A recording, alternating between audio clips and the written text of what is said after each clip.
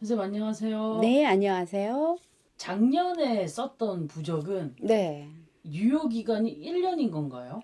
일단은 어떤 목적으로 썼는지가 가장 중요하고요. 그 목적이 달성됐을 경우에는 그 즉시 불에 태우셔도 좋고요. 만약에 1년이라는 부적을 가지고 계셨다면 1년이 끝난 후에는 태워서 버리시는 게 가장 좋고요. 그리고 평생 가는 부적도 덜어 있단 말이에요. 그러니까 일단 어떤 목적을 가지고 부적을 받았는지가 가장 중요하기 때문에 그것을 먼저 결정하시는 게 좋아요. 예를 들어서 삼재 부적을 받았는데 이게 들어오는 삼재 부적이냐, 눌삼재냐, 나가삼재냐 부적에 따라서 달라지거든요. 만약에 들어오는 삼재 때 가지고 있었다면 이것이 그냥 3년 동안 가지고 가세요 라고 하시는 분들도 더러 계세요. 그러면 3년이 지난 후에 폐기하시는 게 가장 좋고요. 어떤 분들은 이제 부적을 열어보지 말라고 하시는 분들이 더러 계세요. 혹시 그런 얘기 들어보셨어요? 네. 그냥 꼬깃꼬깃 그냥 지갑에 넣어 놓으라고. 네. 근데 사실은 그것은 좋지 않습니다. 부적은 좀 공기가 통하는 게 좋고요. 그리고 일단은 내 눈으로 이 부적이 어떤 부적을 갖고 있는 건지 저 같은 경우에는 삼재 부적이다 하더라도 한 장만 딱 드리지 않고요. 어찌 보면은 이 사람한테 삼재이긴 하지만 금전도 들어와야 되겠다라고 생각하는 분들한테는 금전재수 부적을 넣기도 하고요. 또 어떤 분들한테는 인간의 구설이 많거나 부딪히는 게 있을 것 같다라고 하시는 분들에게는 삼재 부적에 뭐 인동토 부적이거나 사람 따르는 부적이라든가 이런 거를 좀 접목해서 넣어드리거든요. 중요한 건 뭐냐면 내가 부적을 받았는데 어떠한 부적인지를 모르시고 가지고 계시는 분들이 너무 많으세요. 그래서 부적은 내가 먼저 확인을 하고 열어보는 거 나쁘지 않아요. 그러나 이것을 펼쳐서 가지고 다니는 게 아니기 때문에 정확하게 어떤 부적이 나한테 있구나라고 생각하고 가지고 다니시는 게 가장 좋고요. 덜어는 어떤 예가 있냐면 그냥 인쇄로 된 부적을 가지고 계시는 분들이 되게 많으세요.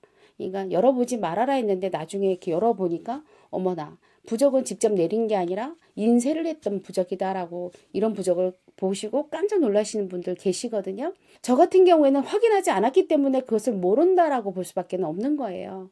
인쇄된 부적은 사실은 크게 중요하지 않다. 적용되지 않는다라고 보여지고요. 덜어는 이런 경우가 있어요. 저 같은 경우에도 요거 잠깐 보여드릴게요.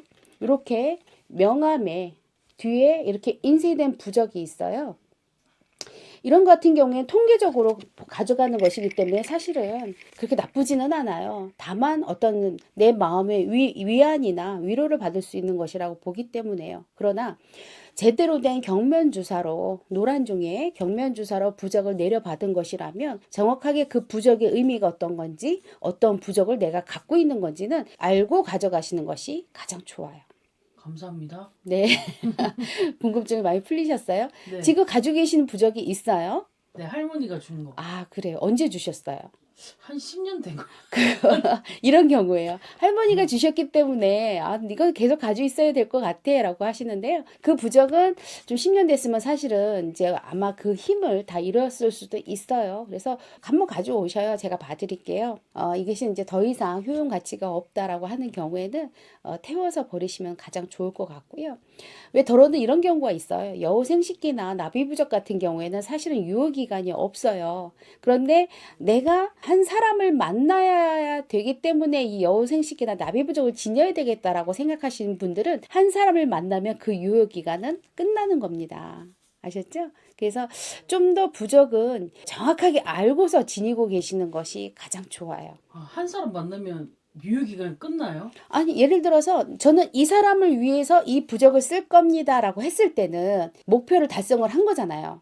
그렇기 때문에 그 부적의 효과는 떨어지는 거지만 예를 들어서 여우생식이나 나비부적은 여러 사람들에게 인기를 얻어야 되고 내가 사업하는데도 인간관계로 도움을 받아야 되겠다라고 했을 때는 유효기간이 없는 거예요. 그래서 그런 부분들은 정확하게 알고서 지니시는 것이 가장 좋을 것 같아요. 선생님은 부적을 막 다른 사람들한테 써준다고 해요? 내려준다고 해요? 부적을 내려드리는 게 맞는 거죠. 그 다른 사람들한테 내려줄 때 네. 다시 제외하고 싶어요. 제가 선생님 말씀을 드렸는데 안 된다고. 네. 자, 이런 게 있어요.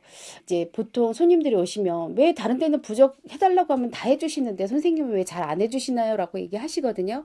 저는 해달란다고 다 해드리지 않아요. 왜냐하면 인연이 아니고 또 인연이 돼서는 안 될 사람들인데 굳이 제외 부적을 해서 붙일 이유가 있을까라는 이제 제 개인적인 생각이기도 하고요. 어차피 다시 떨어질 것이 보이기 때문에 돈 낭비가 될 것 같아서 사실은 재차 여쭤보죠. 정말 필요하신가? 근데 저는 사실 잘 안 해드려요. 정말 필요한 사람에게 그리고 딱 들어맞는 사람에게만 드리고 싶지 그냥 저희가 부적을 내릴 때는 자식기도 때 기도하고 부적을 내리잖아요. 신하고 저하고 합의되어서 부적을 내리는 건데 그냥 이렇게 날리는 것 같은 느낌으로 드리고 싶지는 않아서 좀 신중하게 하고 있어요. 피디님도 인연이 안 되기 때문에 제가 안 써드리는 거예요. 근데 5분도 고민 안 하셨나요? 네, 고민 안 안 돼요. 해요. 이렇게.